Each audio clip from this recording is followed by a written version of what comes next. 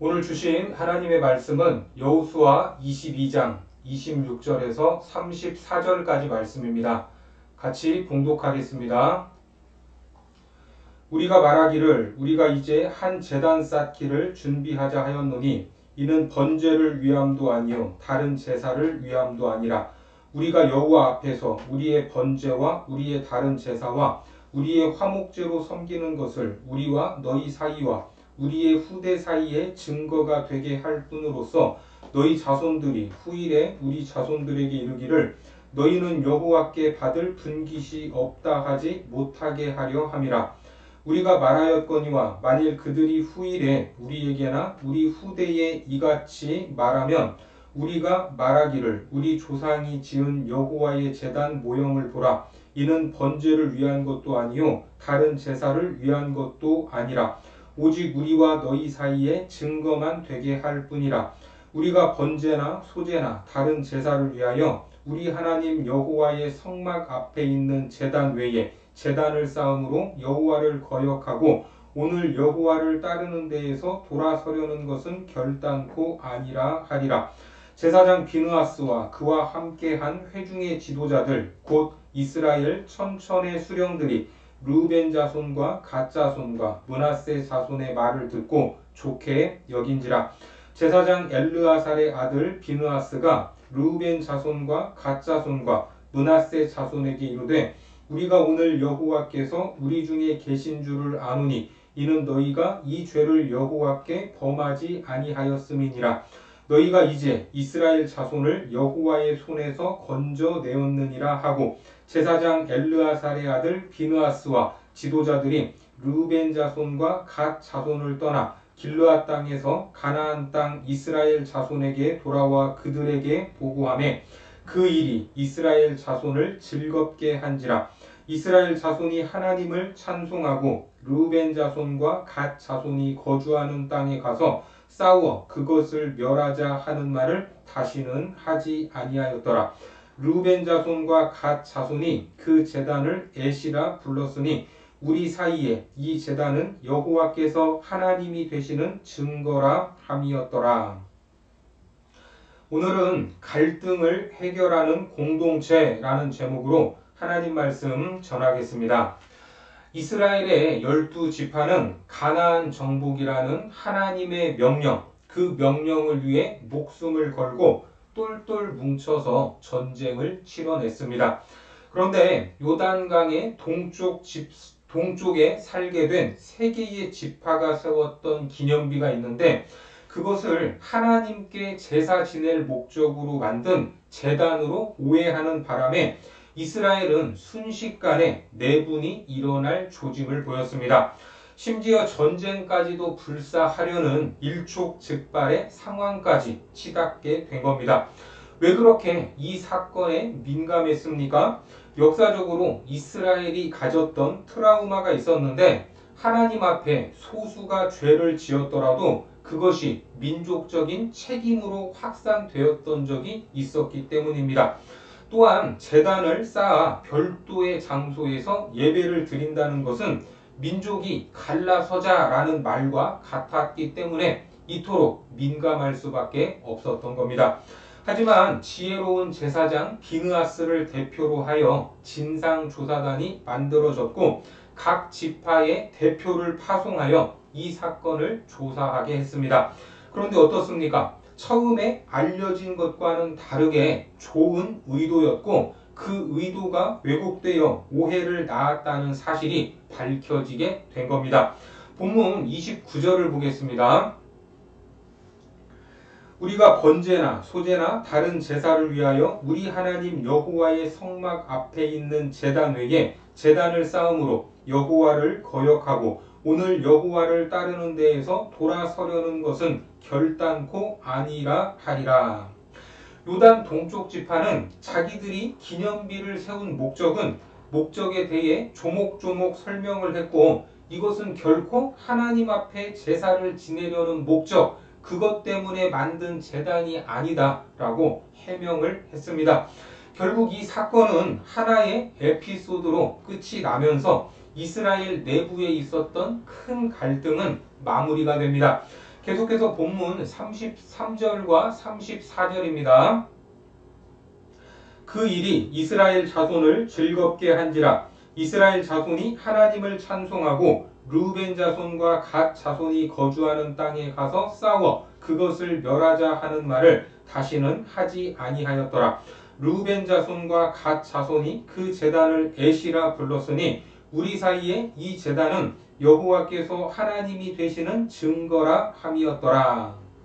이 사건에서 우리는 왜 갈등이 생기는지, 그리고 그런 갈등이 있을 때 어떻게 반응을 해야 하는지에 대해서 인사이트를 얻을 수 있습니다. 이러한 깨달음을 통해 우리 안에 생기는 갈등이 공동체를 파괴하는 것이 아니라 더 하나 되게 하고 발전적인 모습으로 해소가 되는 역사가 있기를 바랍니다.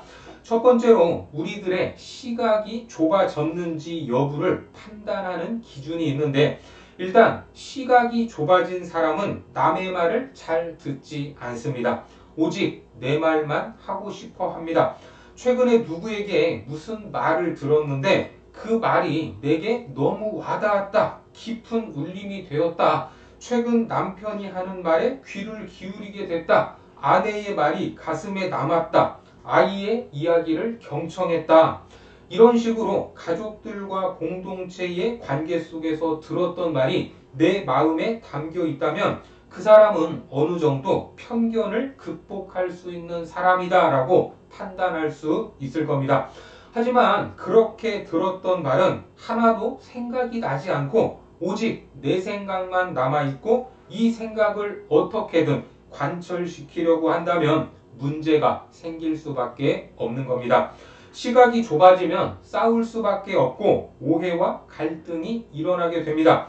더 큰 문제는 그런 갈등 속에서 중요한 결정을 해버리게 된다는 겁니다. 그러면 대부분 최악의 결정으로 남을 확률이 높습니다. 문제를 해결해야 하는데 더 꼬이게 되어 해결이 쉽지 않습니다. 그러니까 부부간에 갈등이 있다면, 공동체 안에 오해와 시비가 있다면, 민족적으로 첨예한 대립과 싸움이 있을 때에는 무엇인가 중요한 결정을 해서는 안 되는 겁니다. 그런 상황에서는 상대방이 어느 정도 객관성을 가지고 방향을 잡을 수 있도록 마음을 열어 두어야 합니다. 물론 급하게 결정해야 할 일들도 있겠지만 대부분의 경우에는 갈등을 안고 싸우다가 서로 시각이 좁아진 상황에서 뭔가를 결정하면 최악의 결정이 되고 더 안 좋은 결과를 낳을 수 있다는 것입니다. 이것을 기억해야 합니다. 만약에 요단 서편 지파에서 저 제단을 가만둘 수 없다, 일단 박살을 내고 시작하자면서 칼을 먼저 빼들었다면 결과가 어떻게 되었겠습니까? 또 동편 지파 사람들의 입장에서는 우리가 살아갈 땅도 아니었는데 그 땅을 정복하기 위해 7년이라는 세월을 죽자 살자 싸웠는데, 그래서 그것을 기념하려고 세운 것인데 어떻게 이럴 수가 있나? 그래 한번 싸워보자, 너 죽고 나 죽자 했다면 결과가 어떻게 됐겠습니까? 실제로 이런 첨예한 갈등이 있을 때는 강경파가 득세하기 쉽습니다. 사람들의 감정을 자극하고 선동하는 말로 이성적인 판단보다는 물리적인 힘을 앞세우는 경우가 있다는 겁니다. 하지만 기독교 공동체 안에서 이렇게 하면 되겠습니까? 이런 상황을 마주했을 때 우리는 정말 지혜롭게 판단해야 할 겁니다. 마이클 웰스라는 분이 이런 이야기를 했습니다. 갈등과 분노를 잘못 다루면 테니스 공과 같아진다. 양쪽 경기자가 그 공을 계속 받아치기 시작하면 공의 속도는 갑자기 증가하고 마침내 한쪽이 패해야 끝이 난다. 여러분, 이게 무슨 말입니까? 물론 테니스 경기는 한쪽이 패배해야 끝이 나는 경기입니다. 하지만 하나님의 공동체 안에서는 승자와 패자로 나눌 수가 없다는 겁니다. 그런데 갈등과 분노를 통해 교회 안에서 승자와 패자가 생긴다면 그 후유증은 이루 말할 수 없이 커지고 어느 한쪽이 죽어야만 끝이 나는 것입니다. 몇십 년 전 어느 목사님이 가난한 개척교회를 달동네 판자촌에서 시작을 하셨다고 합니다. 지금이야 이런 지역들은 거의 사라지고 있지만 높은 지대에 판자로 집을 짓고 사는 분들에게 희망이 쉽사리 보이겠습니까? 그렇지 않았을 겁니다. 사람들이 희망이 없으니까 매일 부부싸움이 끊이지 않는 겁니다. 어제는 앞집, 오늘은 옆집, 내일은 뒷집. 이렇게 싸우는 소리가 하루도 끊이지 않았다고 합니다. 일용직 노동자로 품팔이를 하고 사니까 집에 들어오면 제대로 밥상을 차리기가 어려운 형편들이었습니다.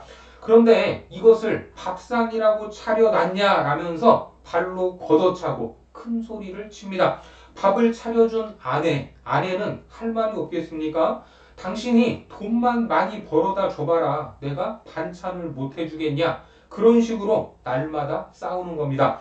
그런데 아내가 먼저 복음을 듣고 예수님을 믿게 되었습니다. 새벽에 나와서 눈물로 기도하며 우리 남편 제발 예수님 믿고 하나님 앞에서 새로운 삶을 살게 해달라 이렇게 간구를 했습니다.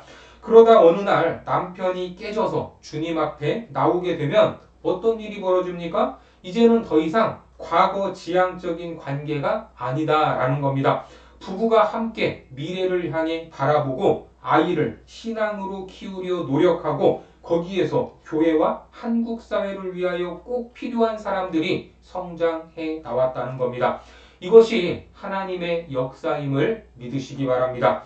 다음으로 갈등 해결과 관련하여 몇 가지 원리를 확인해 보겠습니다.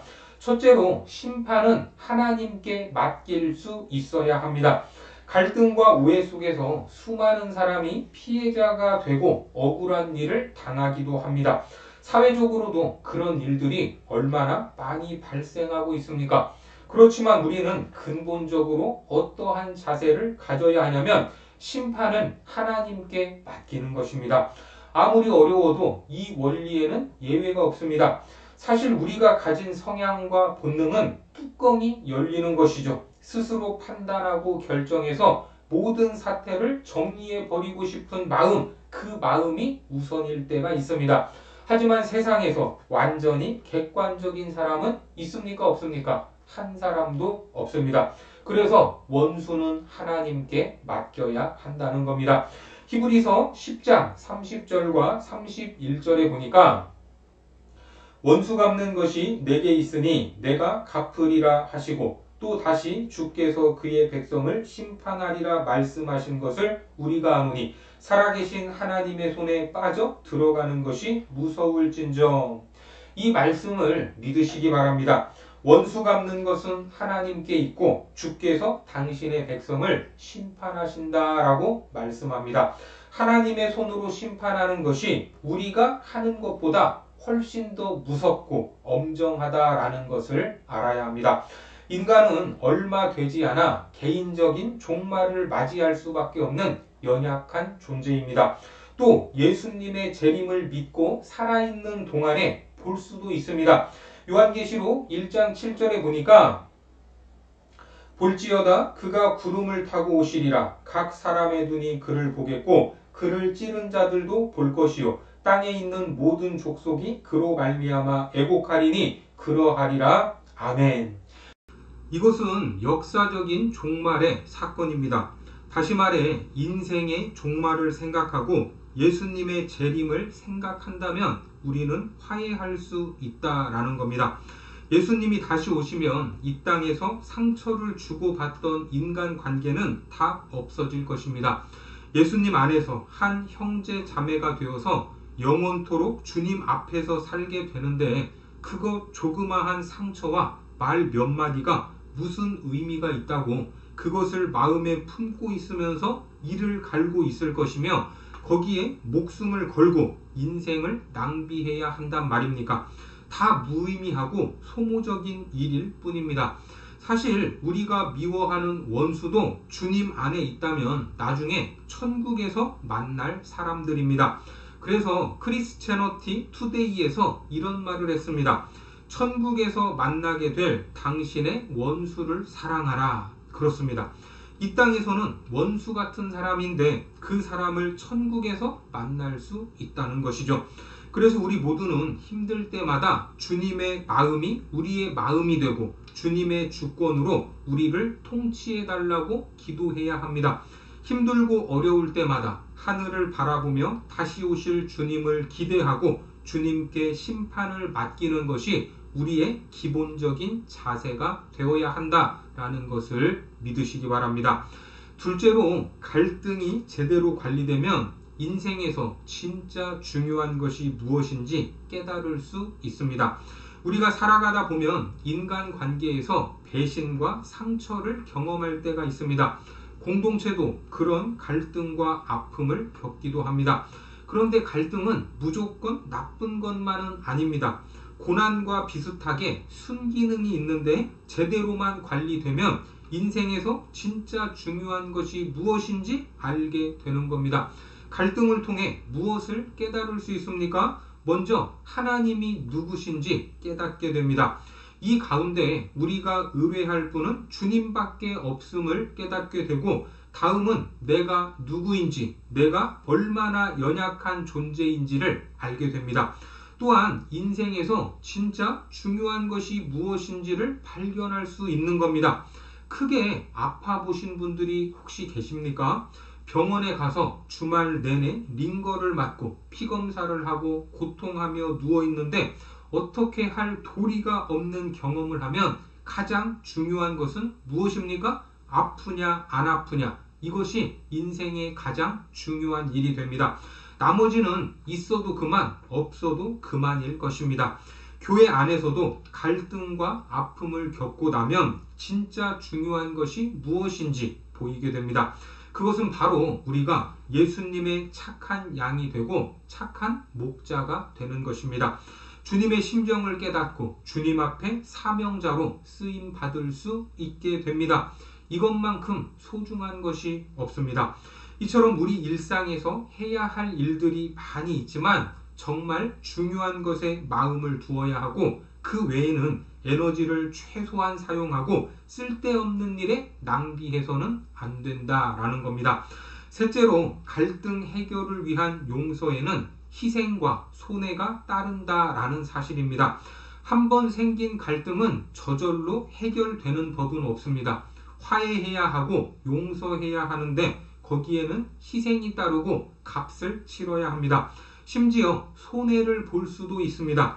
우리를 힘들게 하는 사람이 경제적으로 내게 손실을 끼치고 온갖 고통을 주고도 뻔뻔하게 돌아다니는 것을 보면 진짜 마음이 힘들 것입니다. 그런 사람을 용서하려면 마치 1만 달란트 빚진 자를 용서하듯이 손실을 감수해야 합니다. 결코 쉬운 일이 아닙니다. 하지만 우리는 하나님과 원수였다라는 것을 알아야 합니다.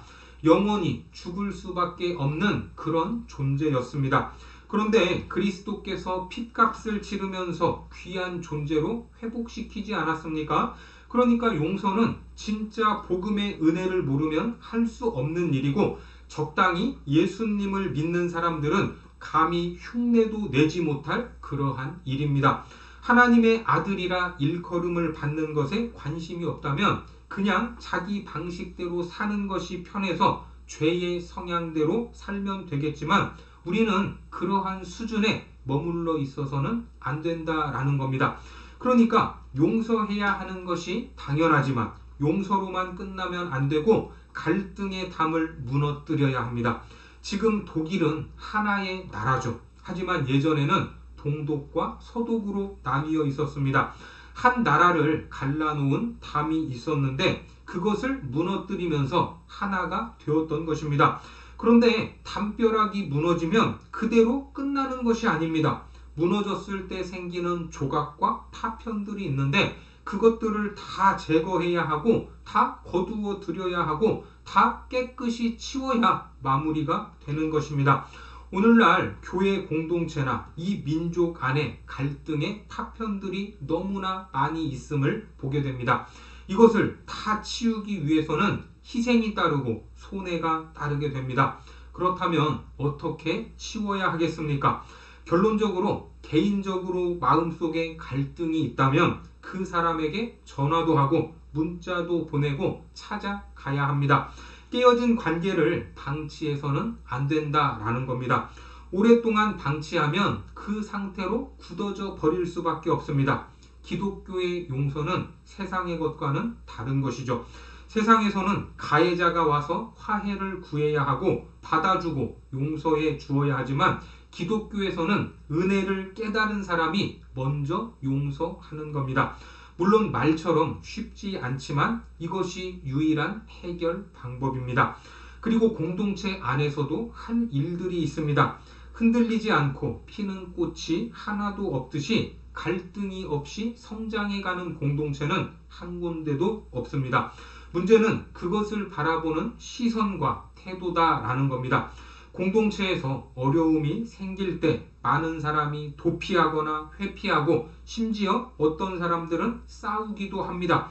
하지만 우리는 온유와 겸손함의 자세를 유지해야 한다라는 겁니다. 생명의 공동체를 세우는 것은 구호도 아니고 행사도 아니고 실제적인 행위이기 때문입니다. 그러니까 오늘부터 나와 생각이 다른 사람들이 있다면 인정하고 진심으로 축복하시기 바랍니다. 하나님의 평강이 임하도록 기도하시고 그 모든 결과는 주님께 맡겨야 합니다. 서로 다른 것은 서로 보완해주고 비슷한 부분은 시너지를 낼 수 있도록 지혜를 구하시기 바랍니다.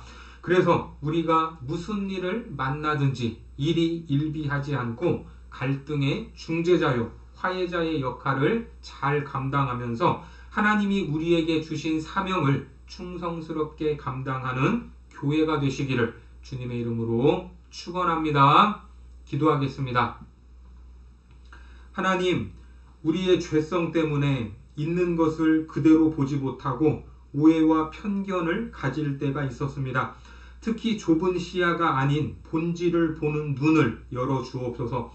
인간관계 안에서 생겨나는 갈등을 지혜롭게 잘 관리하게 하시고 갈등이 주는 유익을 통하여 모든 상황에서 중재자요 화해자로서 주신 사명을 잘 감당하여 공동체를 올바로 세워가는 귀한 도구가 되게 하여 주옵소서. 예수님의 이름으로 기도드립니다. 아멘.